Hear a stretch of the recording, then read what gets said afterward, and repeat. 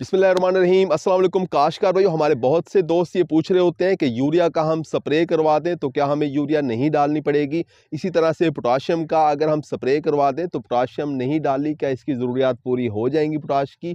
काश्तकार भाई, क्या हम जो खुराक के अज्जा के स्प्रे करवाते हैं क्या वो हमारी ज़मीन में दी जाने वाली खादों का नेमुल बदल हो सकते हैं?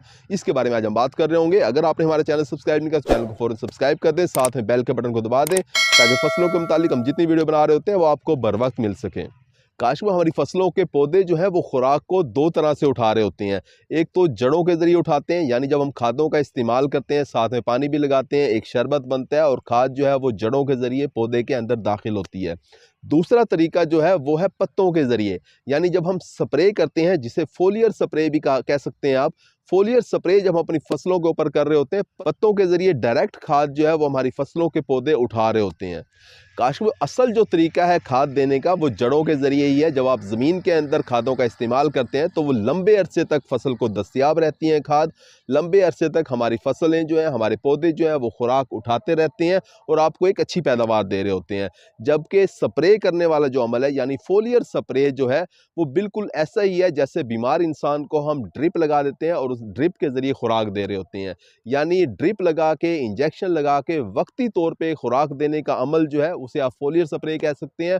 फोलियर स्प्रे करके हम खुराक की किसी हद तक कमी को पूरा कर सकते हैं। यानी आपको गंदम के अंदर 2 बोरी या 1.5 बोरी यूरिया की डालनी थी, लेकिन कीमतें ज्यादा थी या आपको मिल नहीं रही थी यूरिया, आप 1 बोरी डाल चुके हैं। दूसरी बोरी या आधी बोरी की कमी को पूरा करने के लिए आप यूरिया के 2 से 3 स्प्रे कर सकते हैं अपनी फसल के ऊपर। इसी तरह से आपको पोटाश जो है वो 1 बोरी जमीन में डालना थी, लेकिन कीमत ज्यादा थी, रेट ज्यादा था। आप 1 बोरी फी एकड़ जो है वो नहीं डाल सके पोटाश, आपने आधी बोरी इस्तेमाल की है, तो आधी बोरी की कमी को पूरा करने के लिए आप 2-3 स्प्रे पोटाश के कर सकते हैं। काश में अगर यूरिया का आप स्प्रे करना चाहते हैं तो आपको चाहिए कि 2 किलोग्राम यूरिया आप 100 लीटर पानी के अंदर हल करें और 1 एकड़ के ऊपर स्प्रे करवा दें। इसी तरह से अगर आप पोटाश का स्प्रे करना चाहते हैं तो 2 किलोग्राम SOP जो कि पाउडर हालत के अंदर हो, उसे आप 100 लीटर पानी के अंदर हल करें और अपने 1 एकड़ के ऊपर स्प्रे करवा दें। इसी तरह से अगर आप जिंक का स्प्रे करना चाहते हैं, जो कि 21%, 27% या 33% वाला मार्केट में मिल रहा होता है, तो 300 ग्राम फी एकड़ जो है उसका आपने स्प्रे करवा देना है अपनी फसल के ऊपर।